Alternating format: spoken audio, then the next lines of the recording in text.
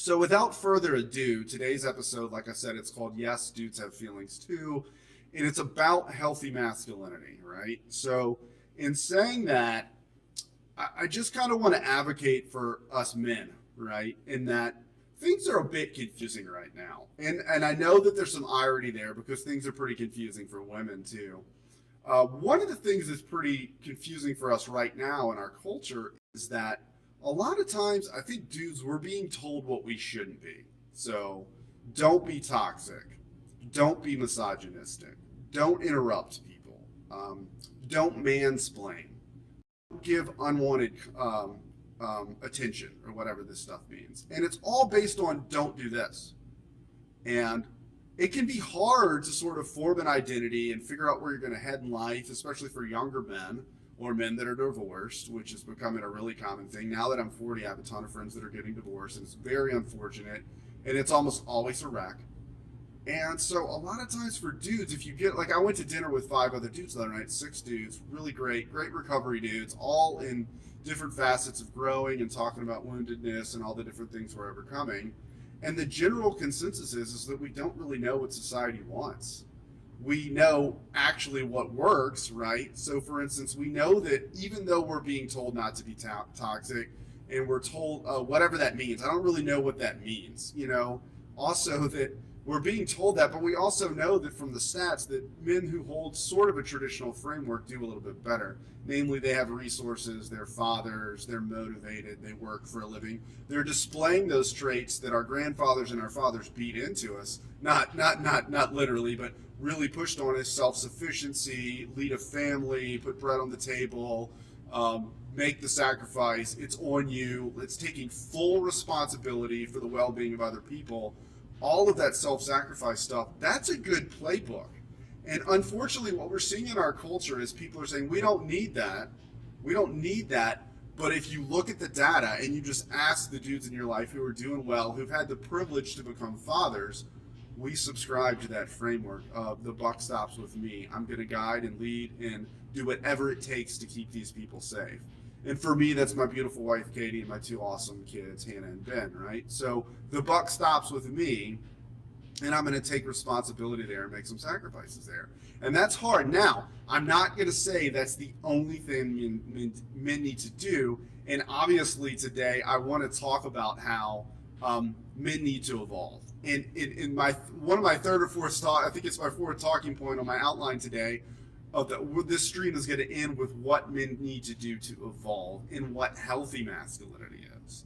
And I'm going to give you a little tip here. Healthy masculinity is what men evolve into anyway. If you go sit with men that are in their 50s and 60s and 70s, they are evolved men. And they've got emotional intelligence, they've got self-awareness, they've got a spiritual framework, they have good values.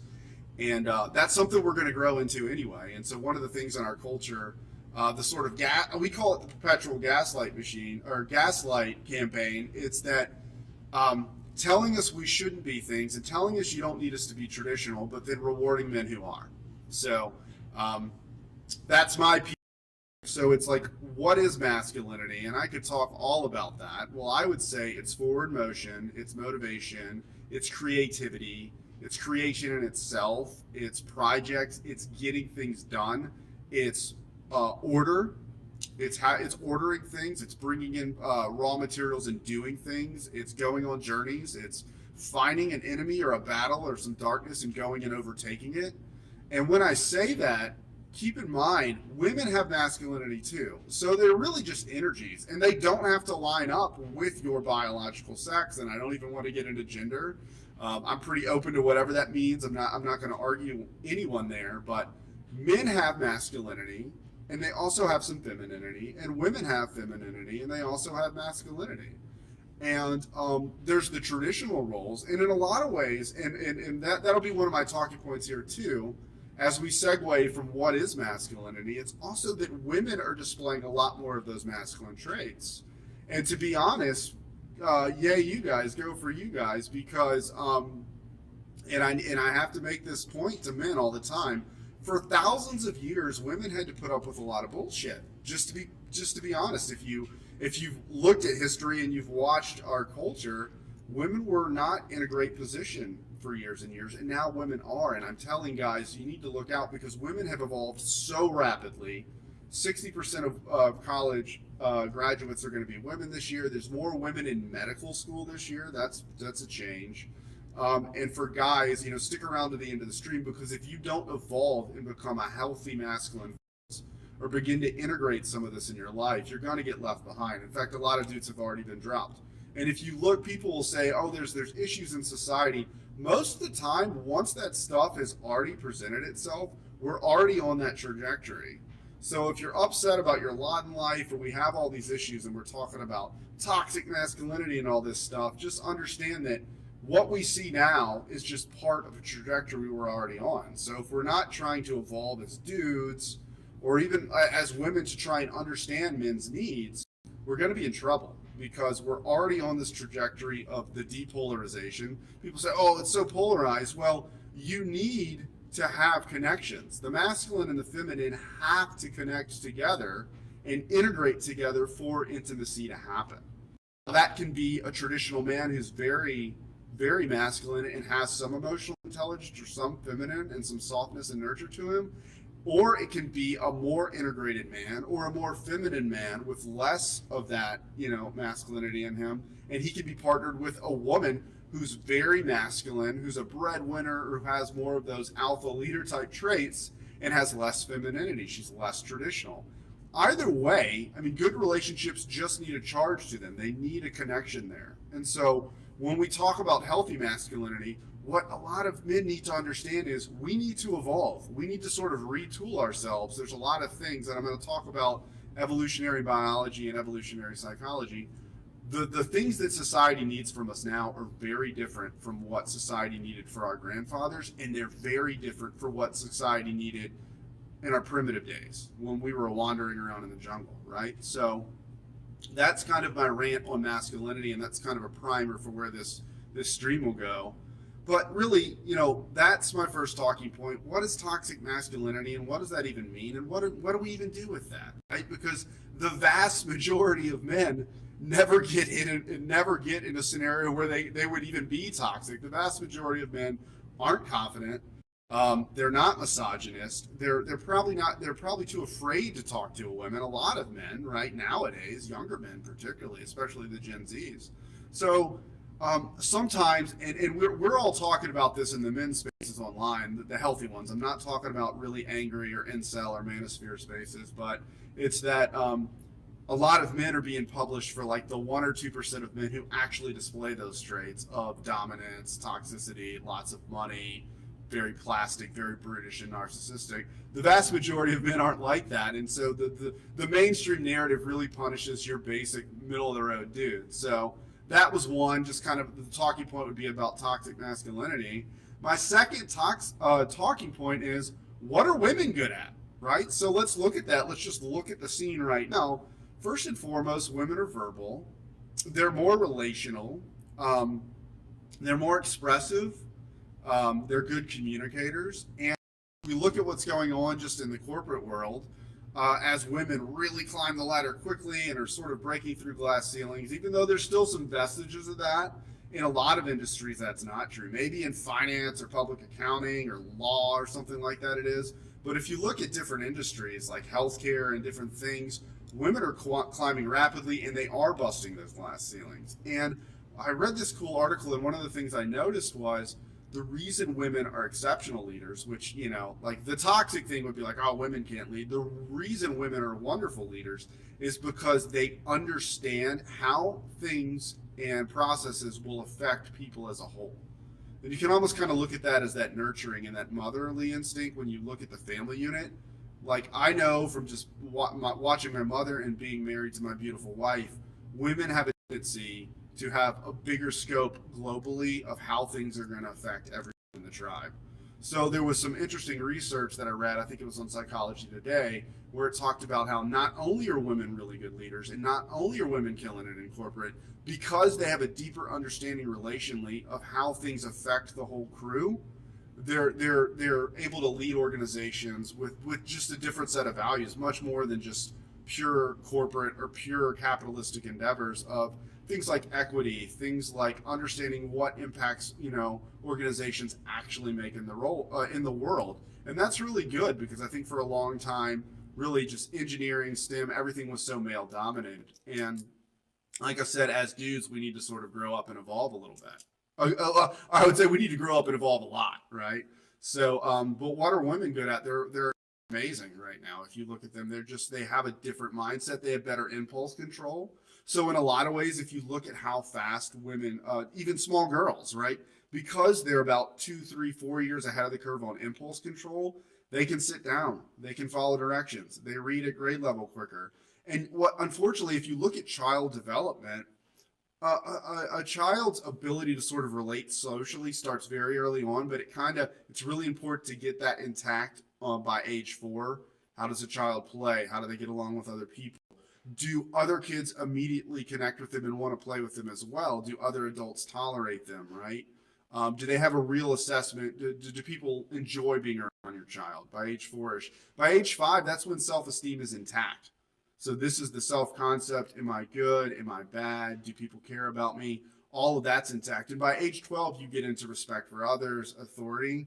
And here's the deal, because I think women and girls and the female brain is ahead of the curve from a standpoint of impulse control, communicating, reading, verbal intelligence, emotional intelligence, we run the risk of, if young boys aren't mentored correctly, they run the risk of making it through all of those big phases in development without getting what they need, without anybody helping them get into a place where they can be socialized, they can get along with other people, they can connect and have better quality relationships, which helps you have self-awareness and emotional awareness and intelligence, and just get the life and the intimacy you would like, the connections and the relationships, platonically, romantically, to be a father, to be within your family tribe and extended family and all of that. So when we talk about, that was my second talking point, what are women good at? Well, they're good at a whole lot of stuff that we haven't always given them credit for. And now, as the culture shifts, they're being rewarded for those efforts, and they're being highly motivated. For instance, being in healthcare over the years, I've watched, I mean, right now, you've got women that are 22 and 23 already coming out with a BSN. They're already working for organizations. They've got great income. They've got higher income than the average dude their age. They've got a retirement plan. Someone's paying for them to get a master's degree or work on becoming a practitioner. And if you just look at that trajectory, I mean, I really think you're going to see a situation where in the next 5, 10, 15 years, you're just going to see a total disparity between your average functioning woman and your average functioning young man, unfortunately. Now, and when I say unfortunately, I mean that for us as men and the type of men that we need to become to mentor these younger men so that they can become more emotionally aware and evolved and integrate better into society, right? And in saying that, how do we help men? This is my third talking point is I've been doing some research because when you hang out with men, you often hear this phrase of quiet desperation. You have men that have been lifelong bachelors, they're single, they might be making good money, but they don't have connections. They either don't get right on dating apps, they're not getting conversations or connections, or maybe they get the first, but they don't get the second date. When I talk to my divorced friends, they might be getting more first dates because they've already been pre-vetted. If they have kids, they've been pre-vetted as a dude who has the good traits of a man who can be a father. So there's some connection there. But a lot of my divorced friends either don't get a second date or they immediately get a whole lot of attention right on. And there's this immediate urge to move too fast and blend a family unit.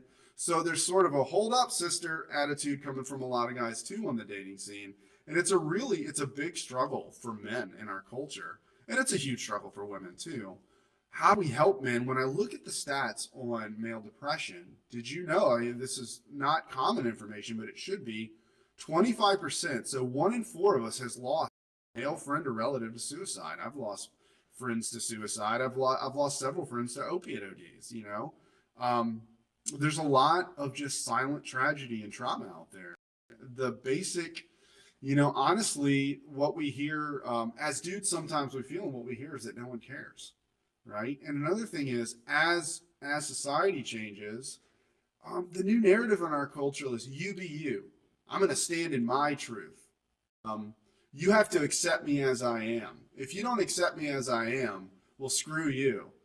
And unfortunately, there is an external reality. We can try, and the sort of postmodern framework is truth is relative. If we don't actually have, some basics like right and wrong and whatnot, if we don't have some basics in our society, well, then we can't really have a functioning society with a social contract and whatnot. And I always say, outside of a social contract, the crocodiles will always win. People with questionable ethics will always win. And unfortunately, as we sort of spin our wheels culturally and have all these dumb, what I call zero sum arguments where I'm right, you're wrong, where we all scapegoat one another to sort of protect our victim status and not have to change. As that spirals out, I think what you're going to find is more and more people are going to lose in general. And it's important for us to realize that men do have significant mental health needs. That there is a lot of quiet tragedy and a lot of desperation out there among men, and we hear it every day. And if you're a dude, you're seeing it in real time, and it's very hard. And when I say yes, dudes do have feelings too, I know they do because I talk to them. When you coach, you're working under confidentiality, and when I work under confidentiality, people tell me all sorts of things, and it's just I've always my whole life I've kind of just been a natural counselor. If I went to if we all went out as guys in high school and we wound up chilling out or sleeping over at someone's house or going on a camping trip, everybody just has naturally been telling me their secrets for years. And I think it's just because I don't interrupt and I'm an intuitive listener. And now that I'm trained as a coach, I sort of know how to bring that out in people and validate their struggle and whatnot. And it's very helpful for them to, for people just to experience an open canvas for someone to listen to them. And so people do tell me their stuff. And I know as a dude who talks to men all the time that there's a lot of pain and hurt out there. And if you look at the stats on mass shooters, for instance, I've done some research into this.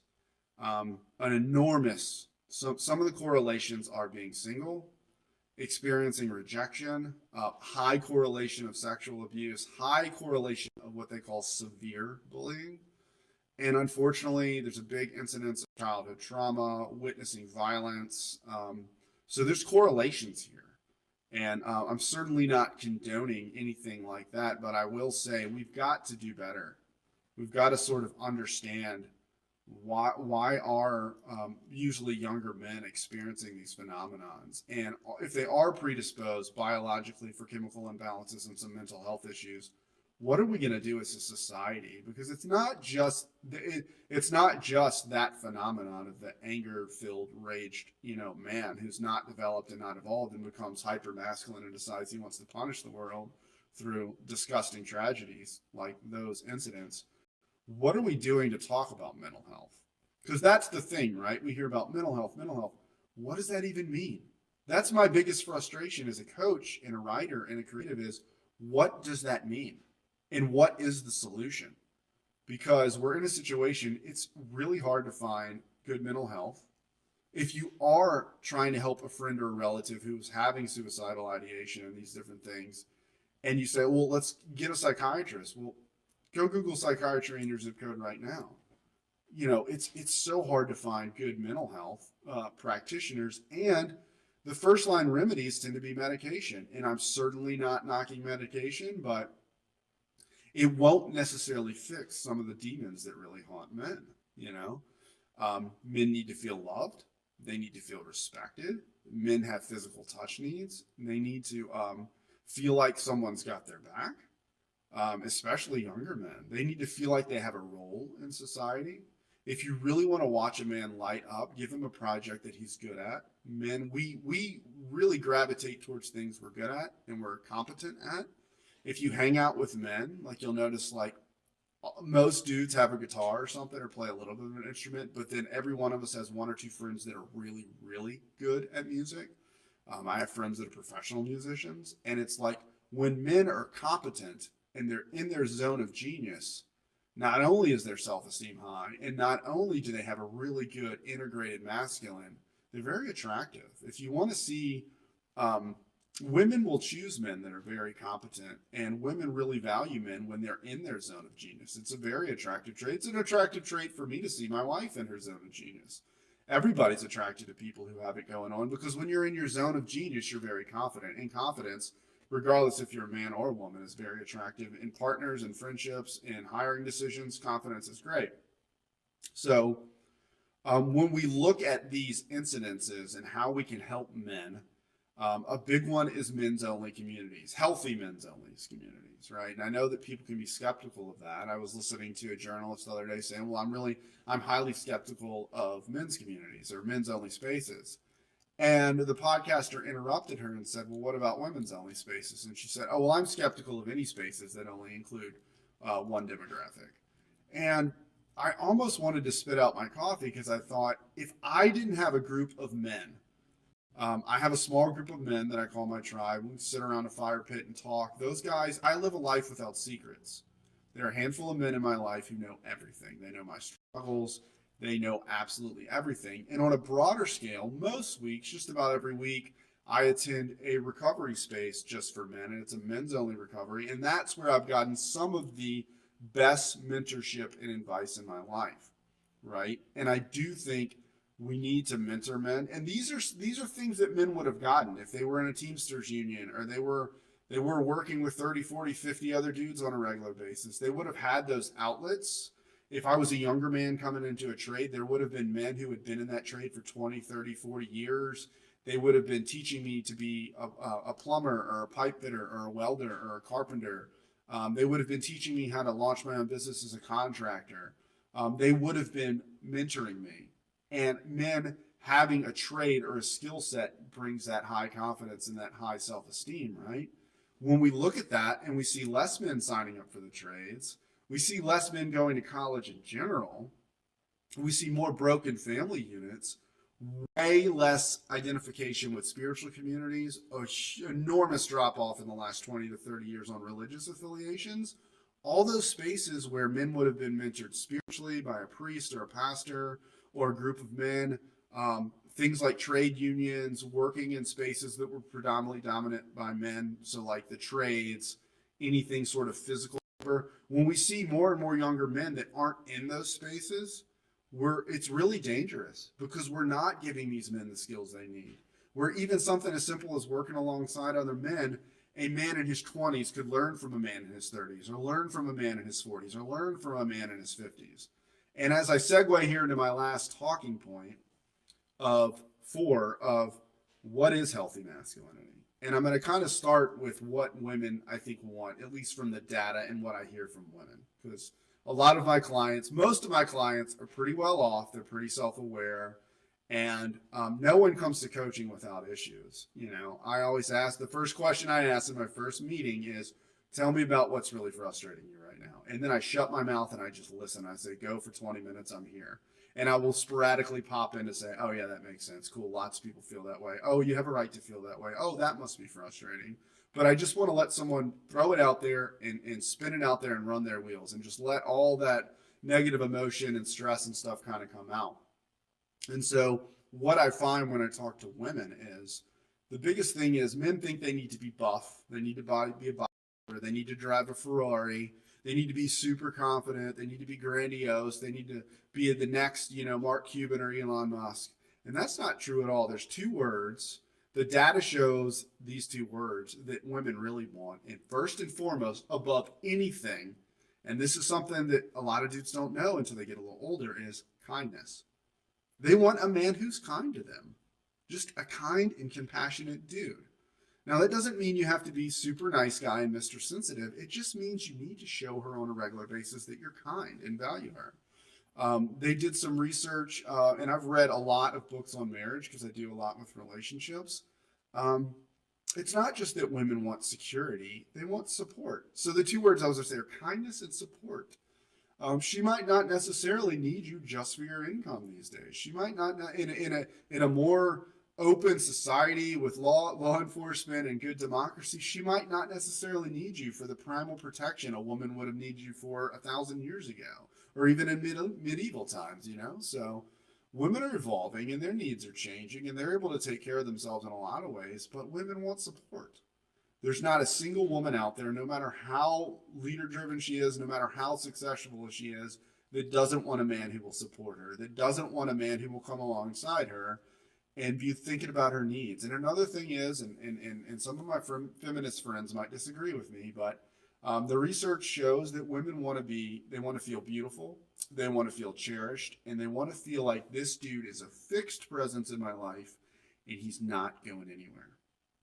And so when you see lower rates of marriage and hookup culture and lower just commitments in general, you got to understand that it's really hurtful and harmful to women. And it's really hurtful and harmful to men because less men are getting involved in relationships that would have made them more responsible, that would have made them more sacrificial.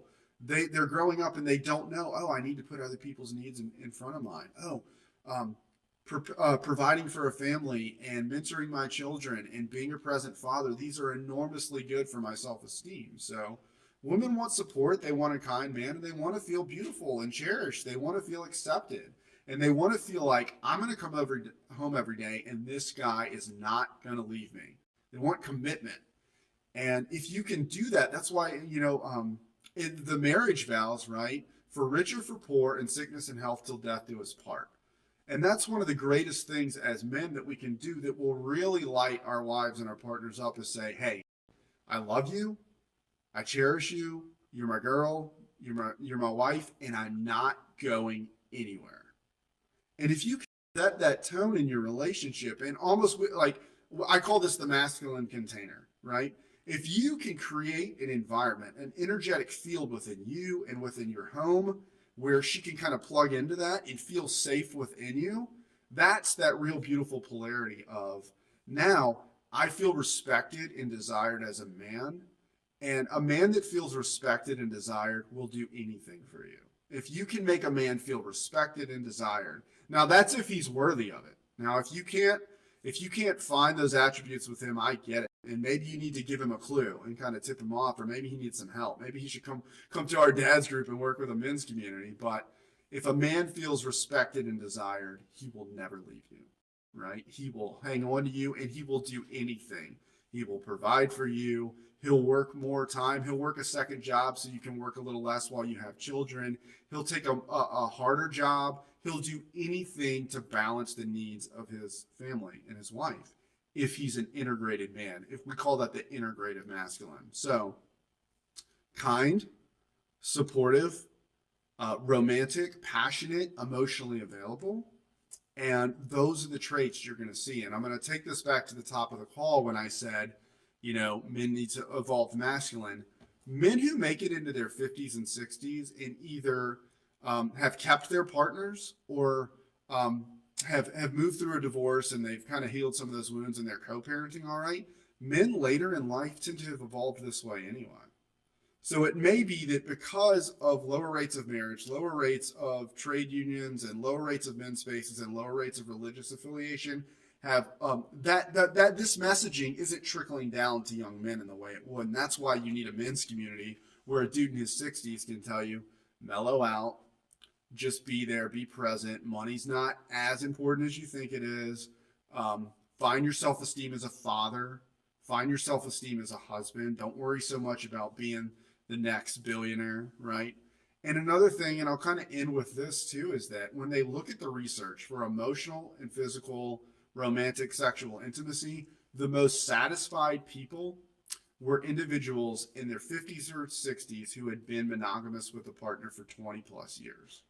So on the back end of your relationship, you've committed, you've started a life together, you've had some kids. If you want to do that, if you've had children, on the back end of that, couples in their 50s and 60s who had been monogamous for 20 plus years were some of the happiest couples in the world. And they were definitely the most satisfied romantically and emotionally.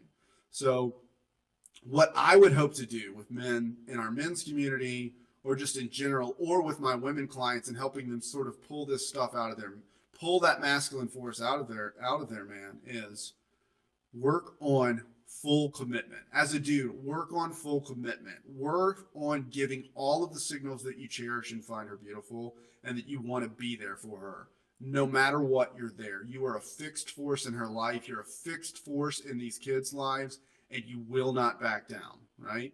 Because the most likely person to hurt your wife or your kids is an intruder, bro. It's you. The most likely person that will wound my family is me. And so it's understanding, and I'll end here. Maybe I call this the mirror exercise. Go and stand in front of the mirror and think about the problems in your life. Think about the struggles in your family unit. Think about the struggles in your local community or at work or whatever, any spaces you operate in, and say to yourself, a lot of the pain and strife in my life is because of me. And stare yourself in the mirror and try and get a full assessment of who you are as a man, where you're strong and where you're failing.